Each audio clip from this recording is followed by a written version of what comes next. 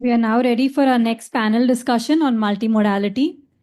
For this panel discussion, it's an honor to introduce the moderator for the panel, Professor Vineet Gandhi. Professor Vineet Gandhi is an associate professor at IIIT Hyderabad, affiliated with the Center for Visual Information Technology, CVIT.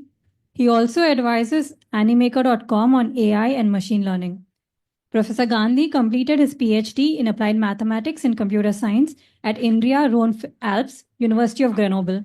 He holds a master's degree through Erasmus Mundus Scholarship via CIMET Consortium.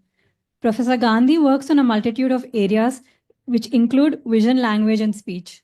I hand it over to Professor Gandhi.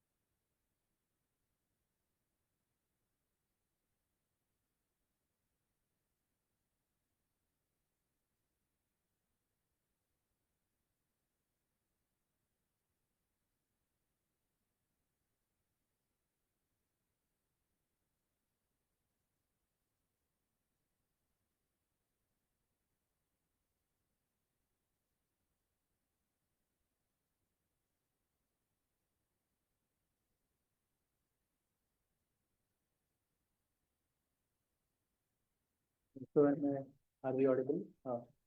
Okay, so it's my very happy to first introduce the panel members we have today. So I am across pretty accomplished panel, members. I'll just do a brief version of my introduction, right? So we have Professor Bapi Raju. So I think PhD from University of Texas, senior faculty at IIIT, heads the cognitive science group here, and also many initiatives like research promotion and all that. Now he's here heading for the institute. So more, I'm saying a senior and a person to look after too for many aspects in the institute, right? We have Professor Balaji, Dr. Balaji from Adobe Research. I think if we used to use this term, friends of IIIT, I think that word has to apply to someone in the industry. I think he's one of the very apt person for that. I think he's been closely working with IIIT. I think especially with Professor Vasu, I remember at least their paper with Bhaktiyar and other.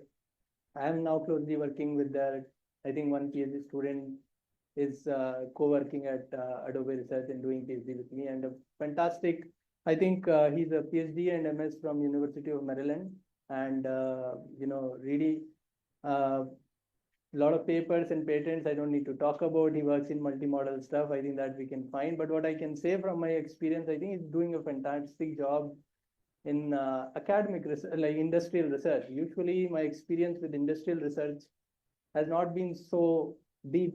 But I think discussions with his team, what I can see is all of them love him, and he's doing a fantastic job in leading a wonderful group at Adobe Research in Bangalore. So I think so that's uh, Dr. Balaji for you. And then we have Shiva, I think, and Khyati. I'll start with Shiva is a IIIT alumni, right? So he did the first MS in IIIT, then I think another MS at Yale, if I read correctly, and then went for a PhD at University of Edinburgh, where is a Google fellow, right? So Google supported. Then went on to do postdoc at Stanford with Christopher Manning. So I think in NLP the names don't need any introductions. And then I think he has been assistant professor at Mila, and I think he is also advising ServiceNow in efforts. And there I think he's Facebook fellow as well, right? So I think for Book Sifar fellow, if I remember correctly. So I think again someone from IIIT family and doing great. And then you have Khyati. I think he's again, so she is from IIIT. Her sister also graduated from IIIT. So again, a part of IIIT family. I think she did again her dual degree here in LTRC lab, and then went on to do PhD at CMU, if I'm correct, right? So and worked with Alan Black and other pretty renowned figures that at CMU, and I think she has had very interesting industry stints, like including Meta, LNAI. Now she has moved to Mistral pretty recently, and I think again a lot of interesting papers, and you can go through. I think worked with many interesting people as well. So I'm happy to have this very nice panel today, and we'll start the discussion on multimodal research. I think things. So I'll start with myself. So I don't know. I think so. Last few years, the boundaries have really grayed out.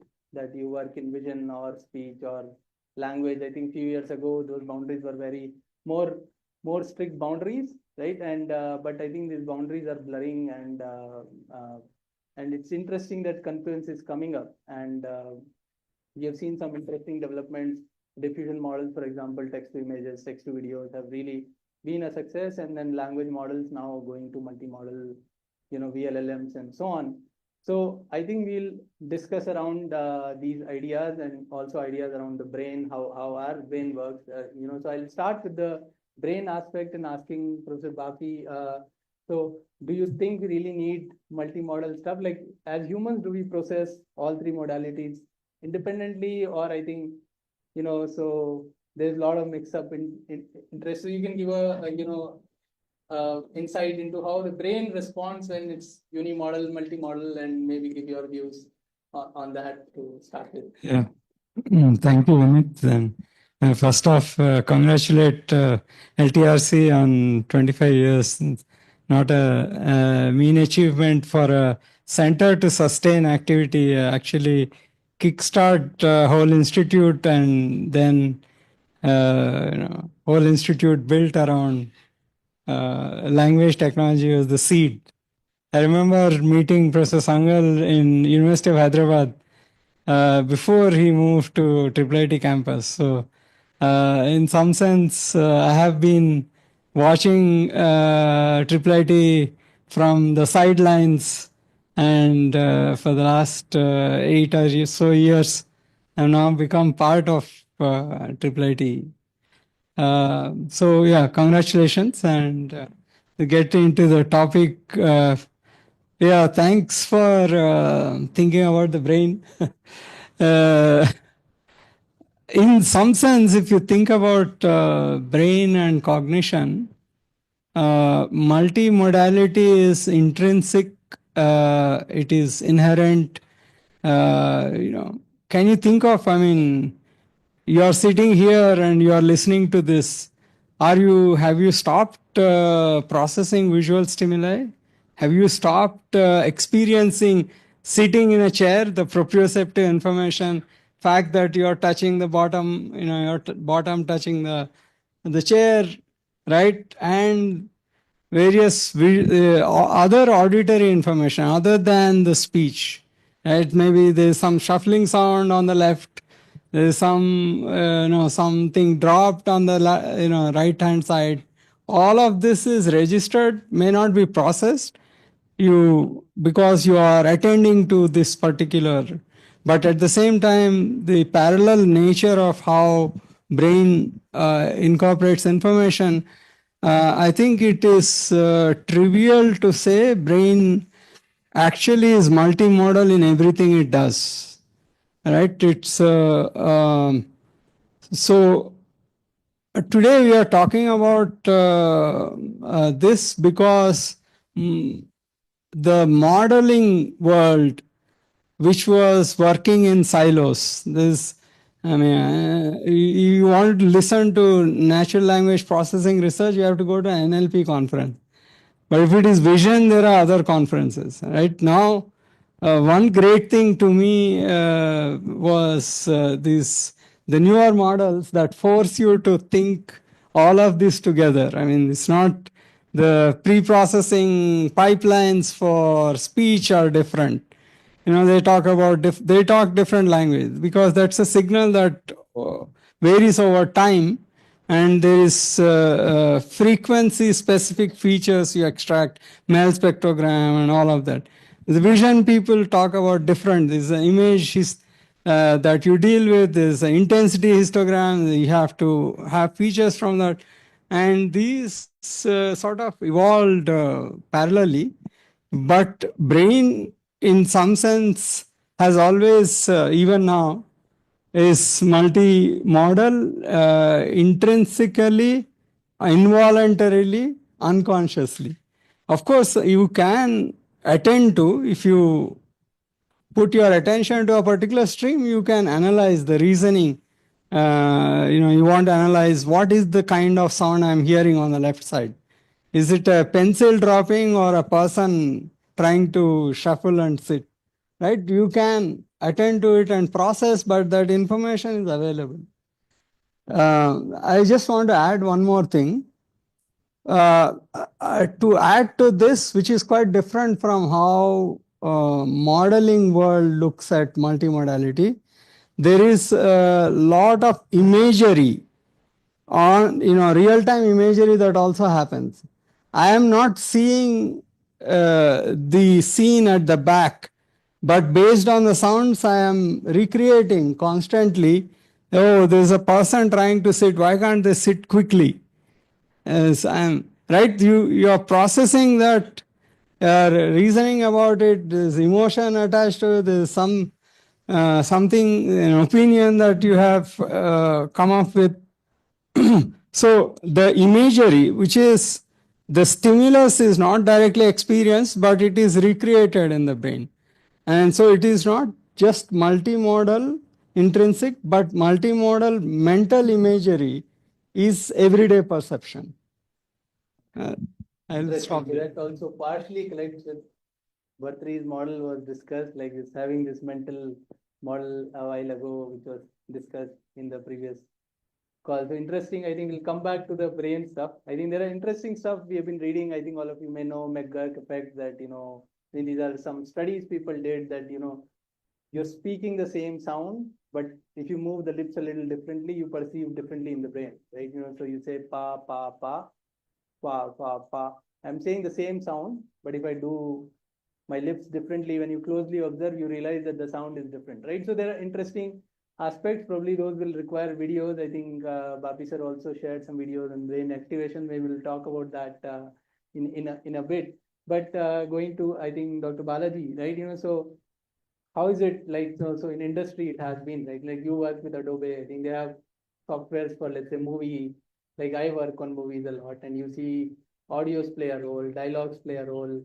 I think even visual, of course, plays a role, and an editor probably has to juggle with all of that. And you're creating workflows for all these people.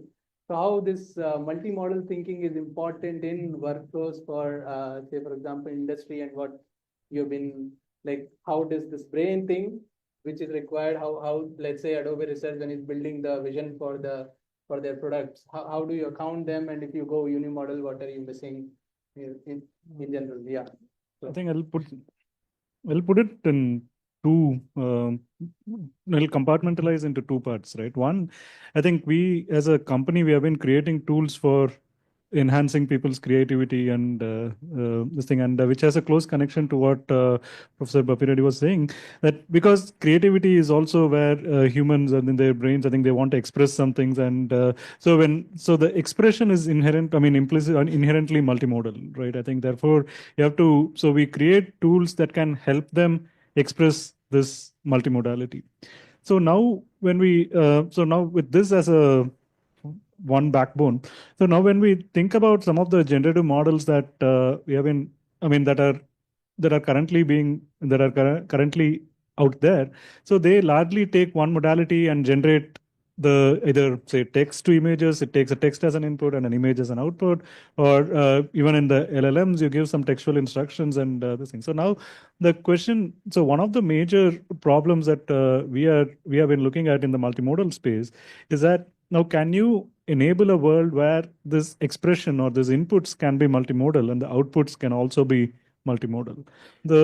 I mean, a couple of possible places where such things, the unimodal directions fail, is that as an artist or say suppose I am an artist, I design something for say my company, and I have certain things in my mind that my company has to follow, right? I think typically if you look at say some existing brands, they have different aspects, right? They want to follow a specific color pattern, and they want to follow a specific language, and they want to follow some specific style of images and other things. Now, even as I spoke, even as I gave this 3 examples, expressing each of these is not possible in a single modality, right? A color, typically, I think people express in, say, some sort of a color palettes, hex codes, or whatever, right? So that is a visual medium. And then when you talk about style that is very abstract, I think people can neither do justice with just text or image. I think you might want to say something like, I like a Van Gogh-like painting, but I want it in some of these examples or something like that. So here it becomes, people need to express what their needs are in multiple modalities. Now, when you look at the outputs, again, so when these things needs to be influencing those generations, say, let us take a text to image models or something. So we want these inputs to go and influence, even if it is just a single modality that is being generated, we want that to be influenced with these multiple inputs. But now when you express things, and again to the professor's point, so there are different content gets expressed and under different modalities. Say, for example, you want, I mean, that is why PowerPoints are very popular today, because you use them as props, you use some visual props, you add your own talk tracks, and then you deliver that as a lecture. So there are these multiple modalities that come together to that expression to convey that message. Therefore, it is also important to have coordinated multimodal generative workflows for both for creativity as well as from productivity workflows. I think that is at least where I feel unimodal, just focusing on one modality will fall short. Interesting. We'll come back to more discussions on this. Maybe I'll move to maybe it's a language LTRC thing. So let's move to language. So I think I was an intern at Xerox Research during my master's, and they were building, I think, the best image recognition models then were called bag of words approaches, right?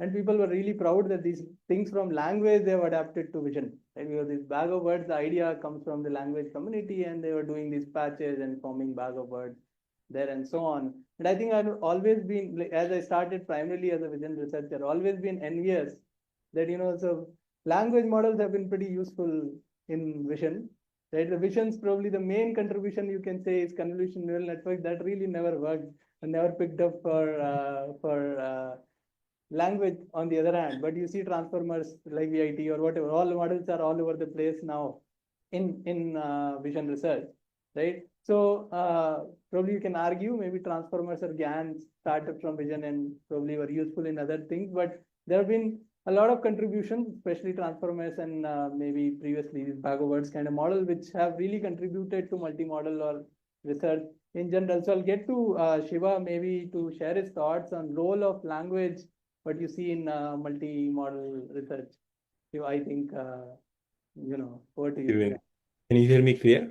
Yeah. Okay, yeah.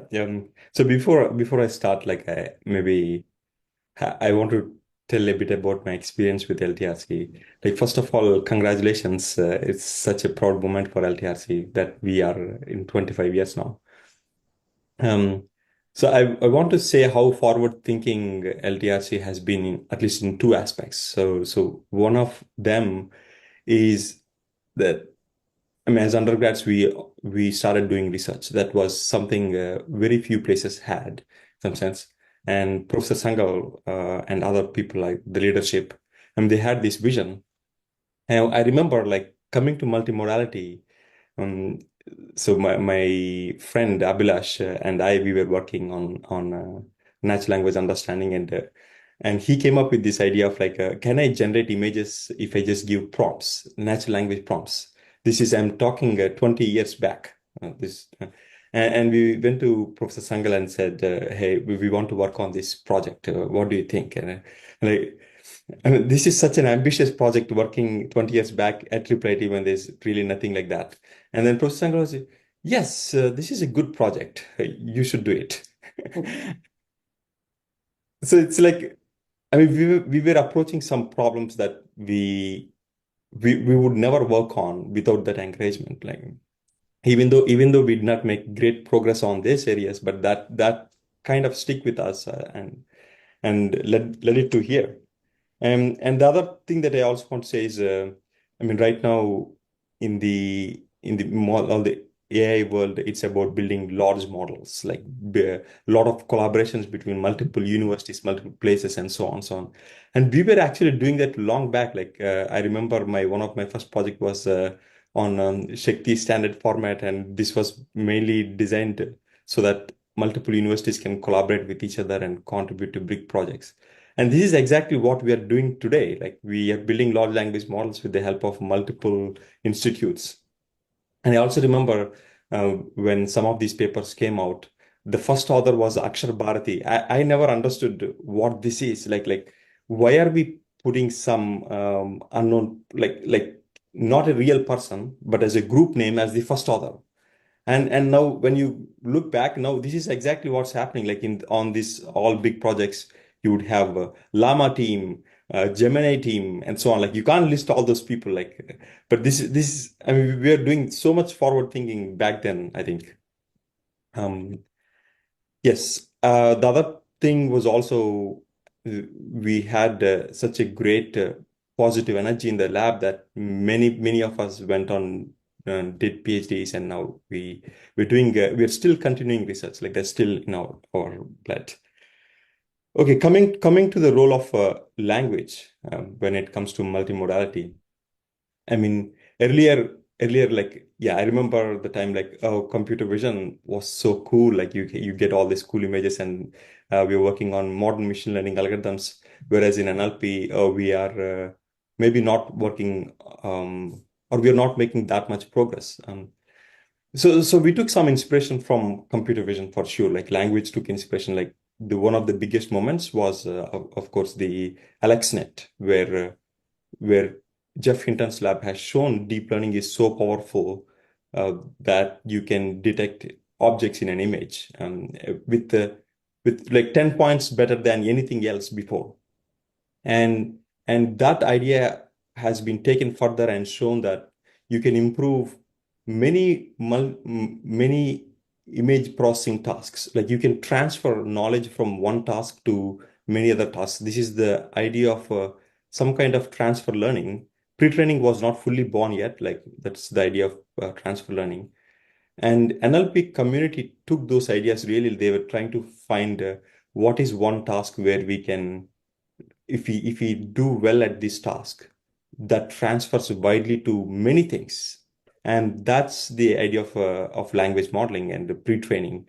And since then, no looking back. Like to me now it's the other way. Actually, the vision community relies a lot of on a lot of advances in NLP, and you mentioned that Vinith as well.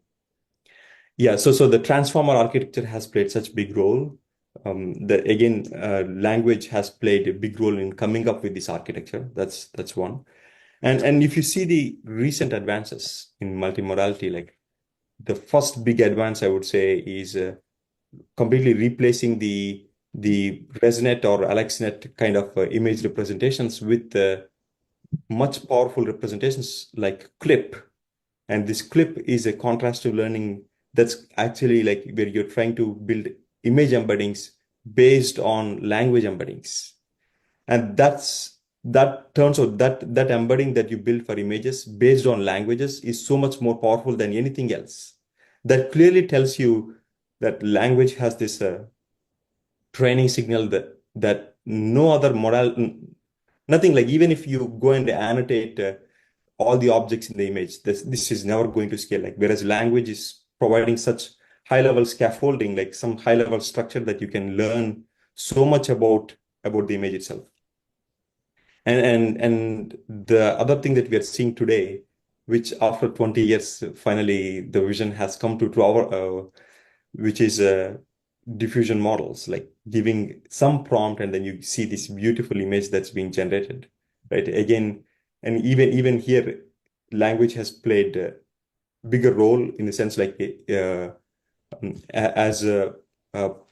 Balaji has been mentioning that you can specify, you can talk about things in language much more easily than playing with Adobe Photoshop, going and trying to figure out how can I convert this particular thing into some different color. Like it's very hard. Like how can I convert some image into Picasso style art, right? Whereas in language, you would just say, convert this into Picasso style something. So it provides you such high level instruction that makes everything so much easier. And we are seeing the very recent advances, much more, the current things that are happening is, it turns out you can actually treat image generation as a sequence generation problem. So this is again inspired from language. If you can build large language models, can we build large vision models which generate token by token? And again, thanks to language research. So I'll stop here, and I want to say that language has played such a big role here. Very interesting, I think, Shiva. And I think one interesting aspect, it's always been wonderful to hear people who are from the very early batches, because it's a very small institute, started in very small batches. The vision was different, the experience they had was different. Whenever I talk to older faculty, Ravi, for example, is a faculty himself here. So they give these experiences that, they had one camera, and when they're going, there's nothing like, it was so important that they will open their t-shirts and it's raining, that they went for some experiment, they'll wrap it up there and go on with it. The experiences and the rigor they had was a different level, and all of them ended up doing excellent research, and I think their experiences are heartening to see. So for example, Shiva is saying that they went 20 years ago that we want to generate images from language, and still they attempted that problem. Of course, the models and the advancements were not there. It's very heartening, like, very, very interesting to hear. I think I'll go to Khyati before I open up some questions which all four of us can take up here. So Khyati, I don't know, I thought, so Mistral, large language model. So the first question is slightly controversial one, but yeah, so what, so if you can give us some insight, what would it take, like what does it really take to train models from scratch at that scale? Of course, you are allowed to talk about that or give us a hint, like what would it take, what sort of compute, what sort of data it really takes to do that? And when you go to multimodality, does challenges really explode?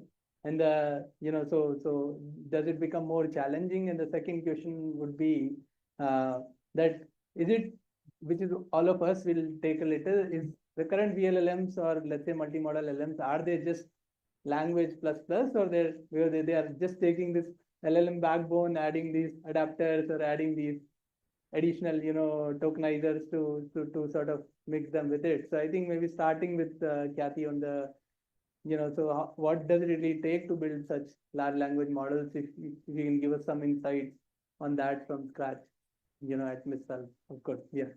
So, firstly, congratulations to LTRC. It is definitely such a proud moment. And I'm very grateful to have started my research journey here. IIIT has been very instrumental for me in pursuing research ambitions. Specifically, I worked with like Manish sir, Kishore sir, and Deepthi ma'am when I was like a noob undergrad with probably zero experience in NLP, mostly working in CS projects. We were just attached to other masters and PhD students. We were helping them out on projects, and that's how we entered into the field.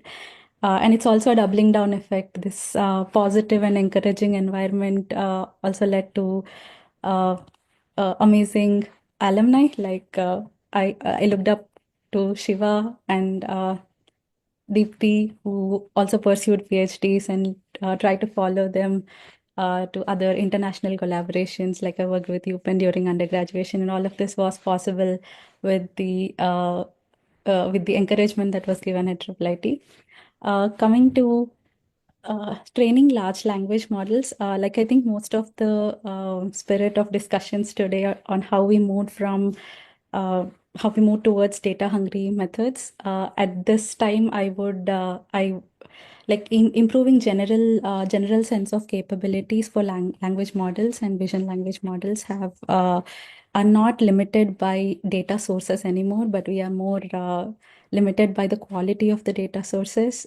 These models are just able to consume all the tokens with respect to the scaling laws that we have in place at the moment, but the quality of data matters a lot more than the data that we can get. And the second thing is that no matter how much we pre-train all of these models, especially multimodal models, are not very suitable for other downstream applications directly out of the box. Like, for example, they are not like multimodal models are not designed for embodied tasks or robotic tasks. So they need to be more garnered to task-specific fine-tuning. And coming to the second part, are they genuinely multimodal or just like language models adapted for multimodality? Firstly, the architectural foundation, similar to like how Shiva mentioned earlier, these and how you've also talked about, they have primarily transitioned to LLM first approaches. I was also an NLP person who was entering multimodality during my PhD, and Vision Conference was not not a home ground. More NLP ACL conferences were in domain. But now everything everywhere all at once. So we have Star CL, CVPR, NeurIPS, everything doing all of these. So many of these MLMs like OpenAI's GPT-4, Palmy, and Lava extend these LLMs by adding multimodal modules such as visual encoders like CLIP or vision transformers, wind transformers, etc. But these models often rely mainly on these text-centric transformer backbone, where the multimodal inputs are projected into the textual token space.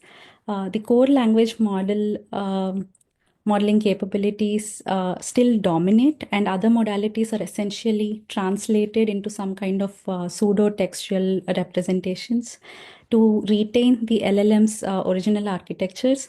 And that trend we also see in evaluations everywhere, like even in the pictorial model. The idea is to not degenerate performance on the text tasks while keeping the multimodal task improvement as the main goal. And when we want to get like truly multimodal architectures, models like Perceiver, IO, or Flamingo attempt more symbolic multimodal integration, which have unified architectures for like jointly processing these multimodal data. But these are less common approaches because of the computational challenges and the maturity of transformer-based NLP systems that could seep very seamlessly into the multimodality, into like other modality vision domains specifically. That being one part of it, the other big challenge I think is the token representation. Earlier today also we talked about how we moved from discrete tokens to continuous tokens. At one point, we were going the other way around onto how we can convert speech representations into discrete tokens. Now we are trying to get into the or at least attempting, most models these days are attempting to come back into continuous representations. It's not fully there. So I don't think the existing models are fully multimodal in that nature. Like how we perceive is continuous, but we don't, the best performing models are not still continuous. Interesting. Kathy, thank you. I have a follow-up question for you. I think I was discussing with a colleague Makaran here a few days ago that maybe what can be really the large idea we can work sitting in a university environment. So, and the interesting the point came up was that if you have very clean and high quality data. So here's my question. I'll not ask the Mistral compute, but let's say I have some 50 or 100 GPUs with me and I have really high quality curated data. Do you think it's worthwhile for us sitting in academics to make an attempt to train some of these models from scratch? Or this will be still difficult because you may know the compute aspects better than like the amount of compute which some of us would have looked at, right? So what is your view on that, Kathy? Is it a worthwhile goal to take up 50, 100 GPUs maybe and try to end up very high quality data? Because from high quality, of course, we can learn way more and extract way more out. So does it look like a reasonable goal to you? What do you think, or still hard? Like, we'll need way more compute. But what is your view on that? Yeah. That's a good point. I think I'll correct what I told earlier. Most of the methods that we have today are data hungry and compute hungry, definitely compute hungry. The larger models doing better is I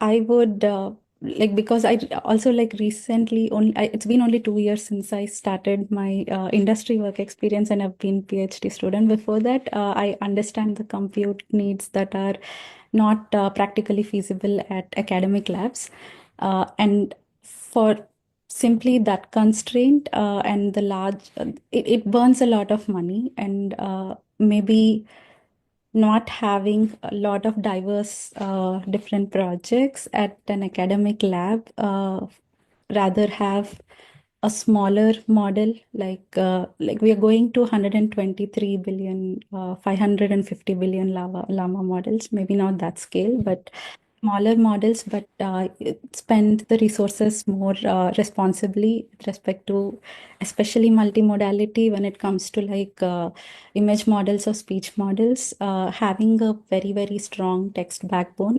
Like we were discussing earlier, the text model is still the underlying knowledge source for the multimodal models as well. Still pre-training, but not like everything from scratch. We have a good text backbone. We might not need as many flops to have when we choose a reasonably good quality trunk LLM backbone. But on the other side, I think academic research labs have a very unique position with respect to establishing some responsible and high-level goals, like unified multimodal pre-training, multimodal encoder frameworks for more flexible input-output combinations. The industry labs that are running behind this scaling is I'm not specifically speaking for Mistral, but generally industry labs are more somewhat more, I would say, somewhat more inclined, personal opinion, somewhat more inclined towards scaling compared to having these flexible combinations of unified multimodal training. So I personally am a big advocate of all in, all out type of models. And I truly believe that the next step or the next leap comes from this direction. And the advancements there don't have to come from the scale of the models. They can come more from the architectural advancements, which I think in academic labs are in a great position to put that forward. Okay. Thank you, Kathy. So I think maybe a last few more individual questions, and I think now everyone can pitch in. So I think coming back to you, Balaji, I think this diffusion model, so Adobe as a company, where human create everything and this diffusion model suddenly came up. How much, I know some things you can talk about, some you may not, but how much the disruption it was, and how did you see, and how do you see them moving? Because that's one thing we see the output deployed in many creative workflows.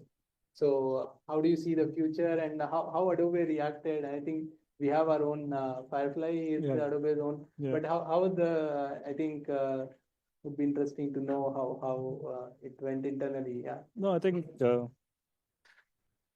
it was, I mean, we have always seen the diffusion model disruption as more as something that will amplify the creativity. Because I think typically, if you look at how people go about their creation, there is a lot of time that people spend in what they call as low fidelity creations, where they do what typically in the industry is called as a mood boarding, where they have to find some inspirational assets and put them all together, and then the creator typically looks at them together and then sort of creates the next content, right? So the one of the, I mean, we feel that I think a lot of these generative models have lessened the time that people were spending on that lo-fi creation. And so it is, I mean, that is one part of it. Therefore, it was not that big of a disruption. In fact, what it did was help people move faster in that stage and get into this high fidelity creation, which was what our products were typically up for. And so it helped them spend more time on that. And this thing. So in that sense, I think it was not that big of a disruption. And again, because you spoke about, can I say human in the loop is a key yes, aspect. If you need something really specific, you'll need the human in the loop. Absolutely. I think because there are two reasons why the human needs to be in the loop, right? I think mostly these generative models, particularly for final, say, some collaterals or any of these creation workflows, they are not self-sufficient from out of the box, right? So a human, I mean, typically at least it takes a couple of iterations to even get to that right content. So therefore, the human in the loop is important. And I think, yeah. So I think. Okay. And Professor Bapi, we talked about these representations. I think so. Current, I think if you go by models, to me, I look at them language models as a backbone. So basically, core is language features, and then there are features added as side backbone. This is how these large language models, multi-models have been. I think people are trying ideas, but primarily there is a strong language backbone which sort of guides everything. So in brain, is the language playing the larger role also, or I think how the concepts are encoded, and so some. It's an interesting question. I mean, the way I've written it is different, but I think I think the bigger question is what is the internal arbitrator among different modalities? Is there a I don't want to use the word interlingua because that seems to already match fix. Intersimulacra or something, some representation space that talks to different modalities, right? And do humans exhibit something? Are we visual creatures or language creatures, or we have, depending on our personality, we are more visual dominant or language dominant? I don't know. But some of the recent experiments that we are seeing in terms of applying the state-of-the-art deep learning models to look at their representational alignment to explain brain response. So this is the work that I have been doing in the last 5 years, or last 3-4 years. What we see is that a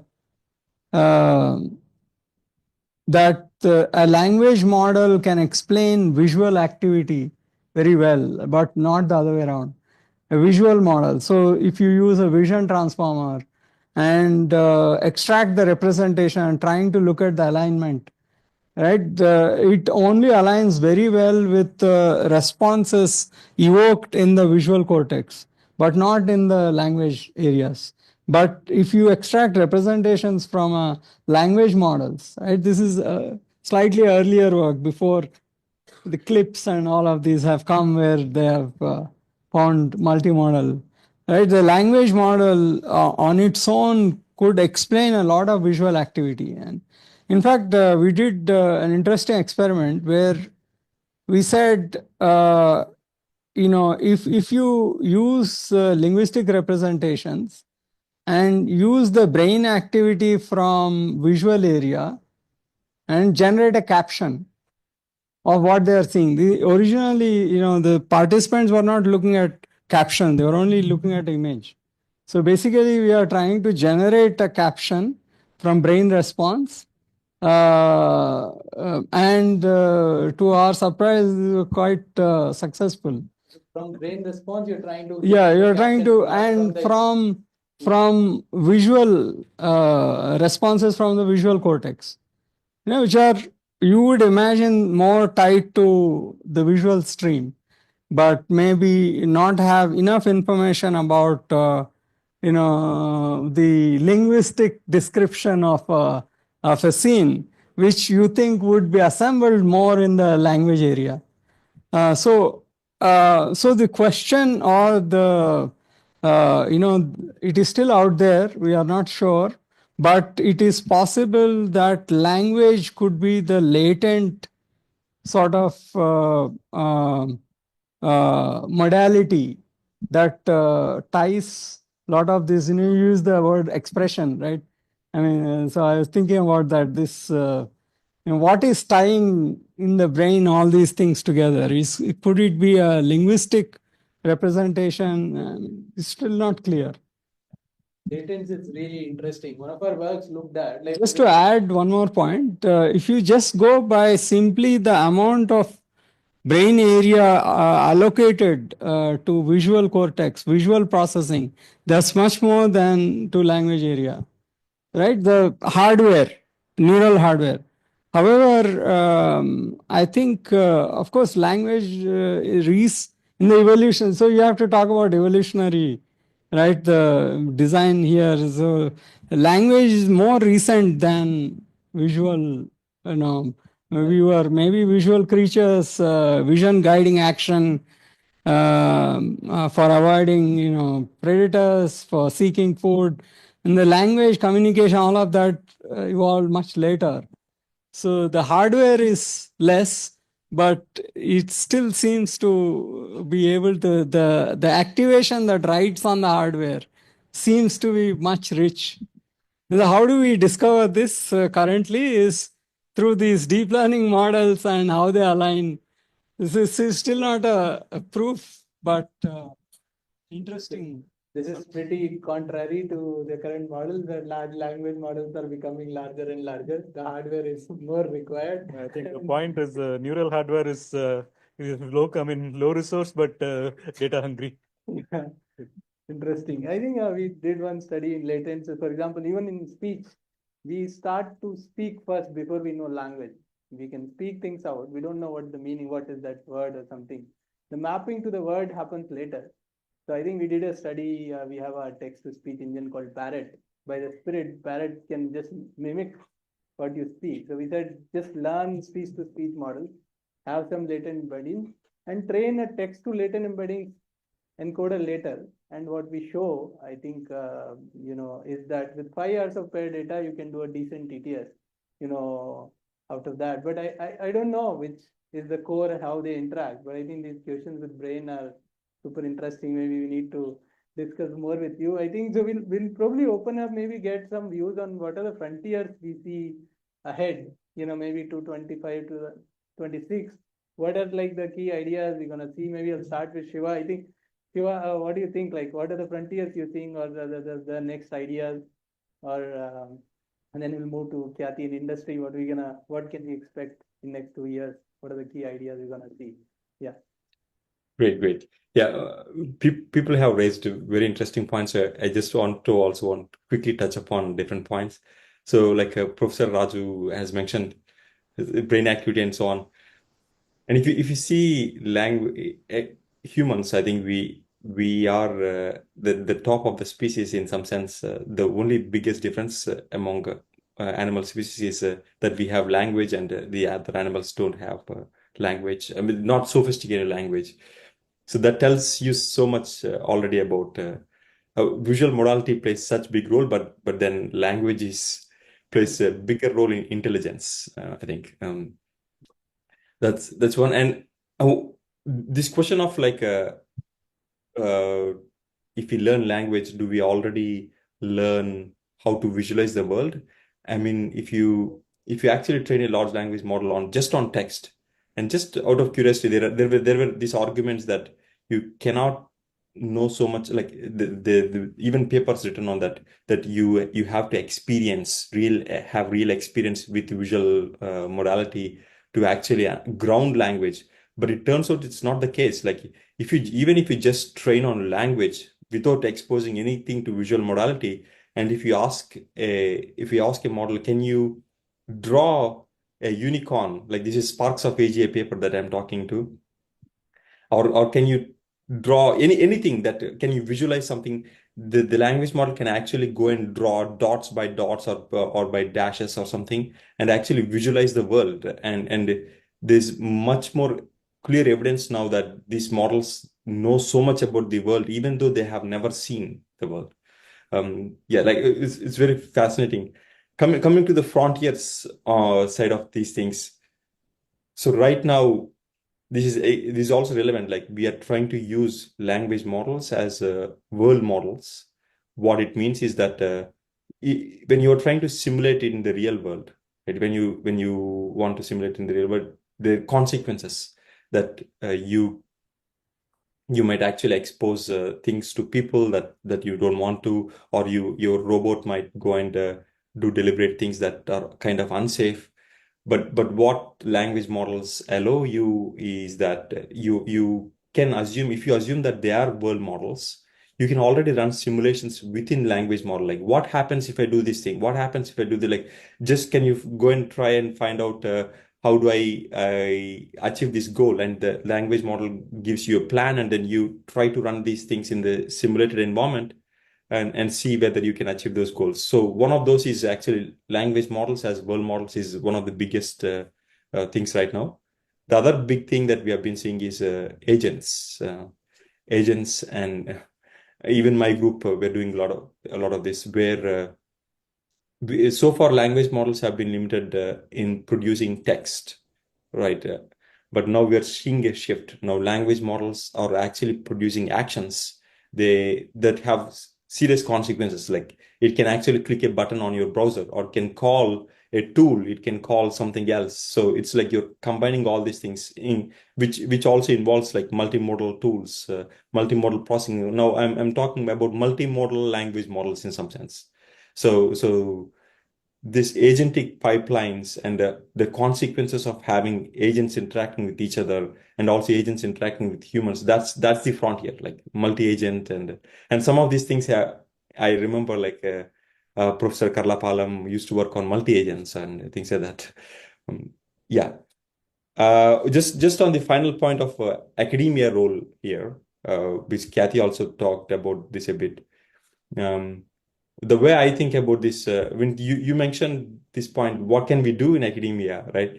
And if you actually go and see some of my recent papers that we worked in the space of multimodality, it's just like you play with the model and you realize how bad these models are at some cases. Not like for the majority of the cases they are very good, but when you actually delve into the reasoning, real like spatial reasoning or object-centric reasoning, what happens if I push this person, or in the next frame they will fall down, right?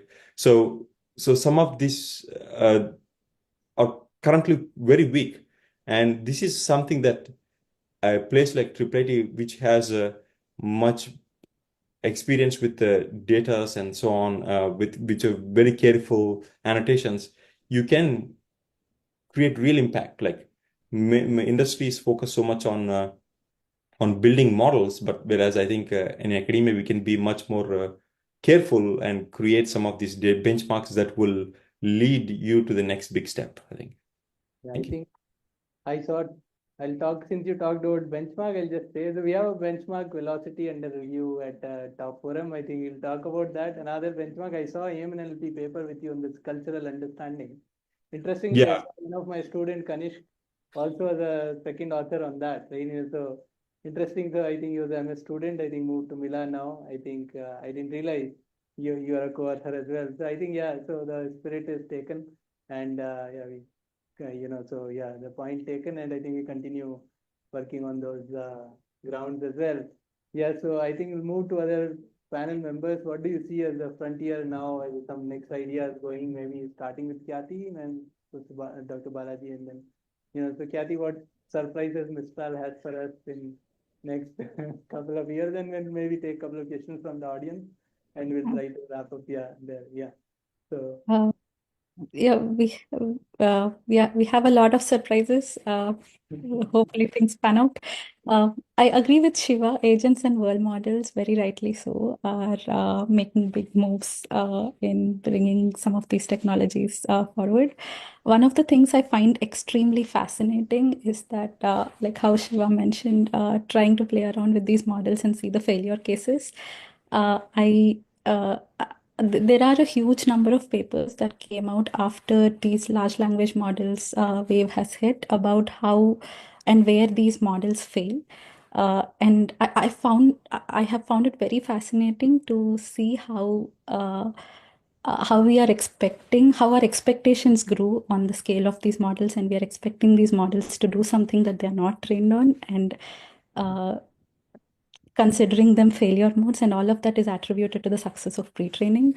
With regards to that, going back, like multimodal tokenization, and I believe is a huge advancement here in the continuous tokenization over discrete tokens in modality fusion. Like unified tokenization enables consistent representation of diverse modalities, which brings forward this puts this in a more interpretable space to understand what these failures are, or in which modality these failures are actually attributed to. Some of the low-hanging fruits that we can do for immediate advancements are like counterfactual and causal reasoning, like integrating this generation and causal structures to improve reasoning, which I don't think we have a very good mechanism. And most of this line of work is actually more suitable in the agentic frameworks, because we are trying to bring the models that we trained on COCO or common captions kind of general images into more UI screenshots kind of settings. And that is the main reason that these models are failing. And the scaffolding that we are putting around these around making these models work for domains such as screenshots is by adding these structures in place. And that I think is a very systematic study. That's a more I would call it low-hanging fruit only with respect to compute. I think it has a lot of background knowledge to dissect the needs for how to bring this to an application, and some of the high-level goals that we should look for the for where the frontiers of the models are heading towards is unified multimodal pre-training, multi-encoder frameworks or single encoder frameworks, and like deeper multimodal understanding, where we want to enable dynamic interaction across modalities. Professor Raj Reddy also mentioned earlier about how a majority of these tasks are not catered to all the people who are using them, and that comes only beyond looking at these kind of alignment based interactions. That is, we want to be able to ask questions which can make these models more accessible.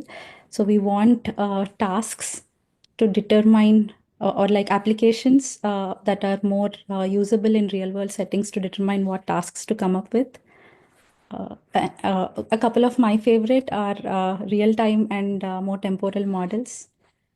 We want development of real-time systems that can go seamlessly into autonomous driving applications or video analysis. There are existing frameworks that can help with this, like the TRT or VLLMs to help with more inference speedups, but it needs a lot of the agentic works combining with real-time interactions to bring things into place that are workable.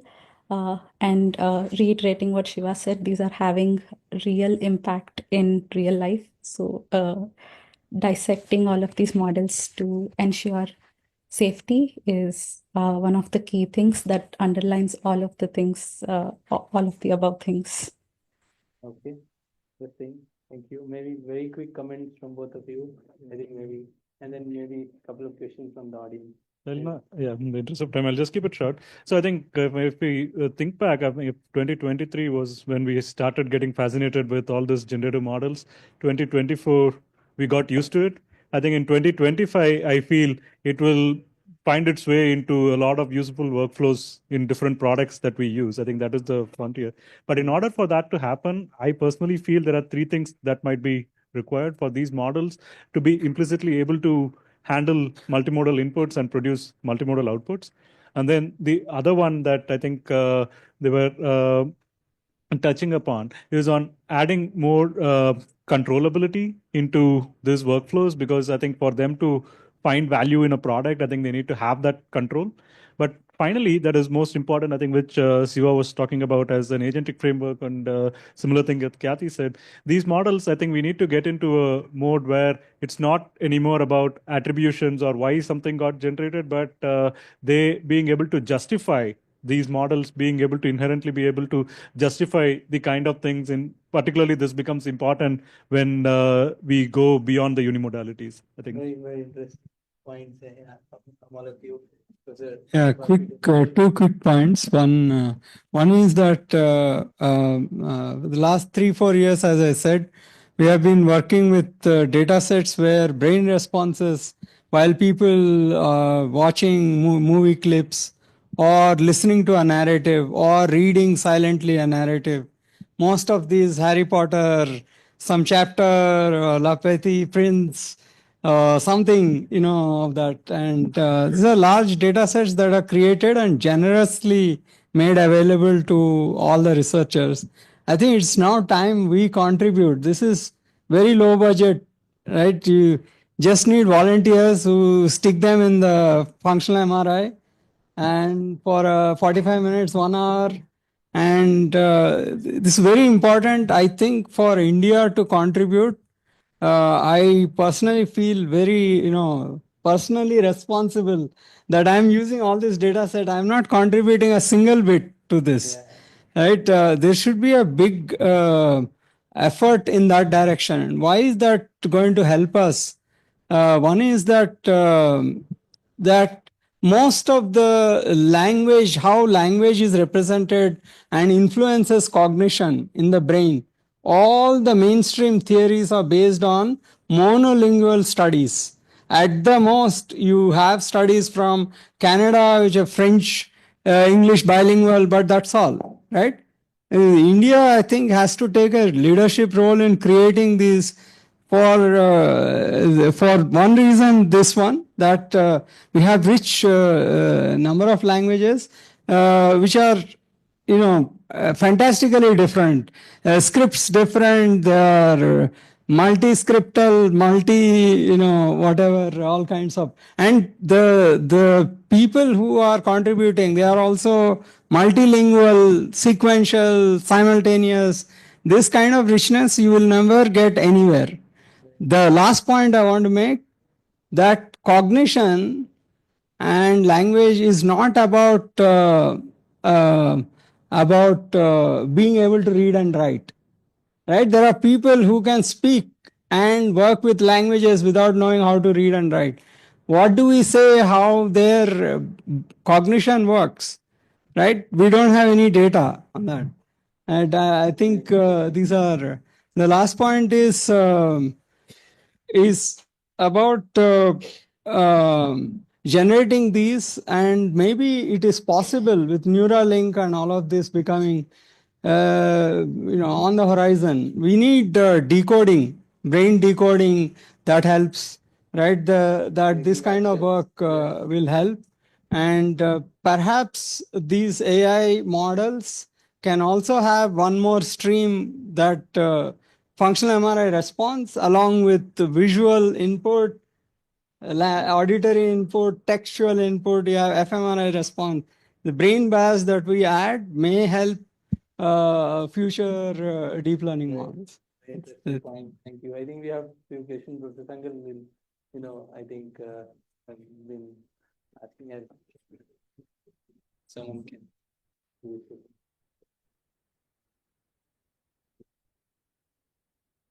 Wanted to say something different, but just one comment. In language research, linguistics, we always talk about meaning. And what is meaning? It's in our mind. And is meaning words? Is meaning some structure? Yes. At this point, one can say it's an abstraction. It's a concept, it's abstraction that we have obtained. And language is so close to abstraction that abstraction is there in our mind, and that of course connects with when you see images and what is happening in the world out there.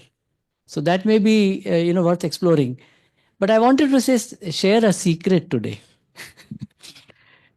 When you give a problem to PhD students, you have to make sure it's a hard enough problem, but it is hopefully solvable in 3 to 5 years, so you can get a PhD.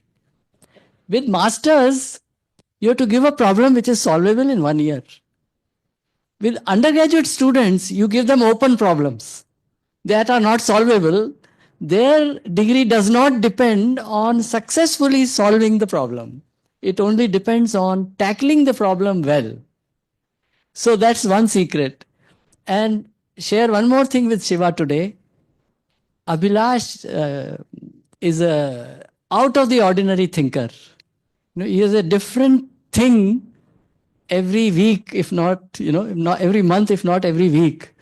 And he has to be tempered with Shiva, who will explore at the same time keep him on check. So when that combination comes to you and say, I want to work on this problem, you say, yeah, go ahead. Thank you. Okay, thank you, Professor Sangal. I think we're running short, but if there's one more question we can take, and I think we'll try to wrap up. But today we can chat after the session individually. We'll be happy to come up again. I really miss being there. I wish I would have. Yeah. Yeah, so I think, okay, so no questions. I think first I'll thank Shiva, Khyati. I think we're not a typical hour for you, so staying awake, being with us, at our timings. Thanks a lot. And I think I'll thank the speakers who have traveled also. Balaji, you traveled to Bangalore, and Professor Bapi, it's always good. So thank my panel members and all the audience, and we're happy to have discussions in future and respond to emails and discussions around this. Okay, thank you, everyone. Yeah. Thank you very much to the panel and the moderator. Professor Deepti will be presenting a small memento to the panel.